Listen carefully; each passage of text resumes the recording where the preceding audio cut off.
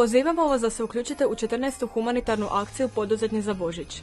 Svi učenici i nastavnici naše škole i udruga Poduzetni već tradicionalno realiziraju ovu humanitarnu akciju svojim volonterskim radom na izradi i distribuciji proizvoda, te na taj način priskrbljuju sredstva za pomoć djeci bez odgovarajuće roditeljske skrbi. Ovogodišnja akcija realizirat će se donatorskim prilozima, to donacijama, za prigodne božićne poklone.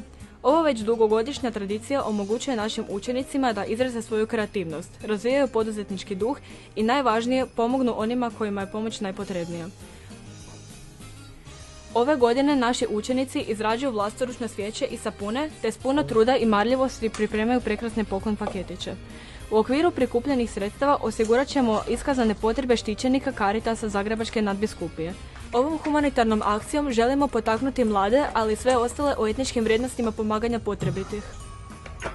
Uvjereni smo da ćemo našim zajedničkim djelovanjem uspjeti, barem malo, pridonijeti olakšanju života onih koji se oslanjaju na pomoć Caritasa, a našim učenicima osigurati aktivno sudjelovanje u radu za dobrobit zajednice. Pratite našu web stranicu za više informacije o nadolazećim aktivnostima i kako se možete uključiti. Hvala svim učenicima, roditeljima i prijateljima škole na podršci.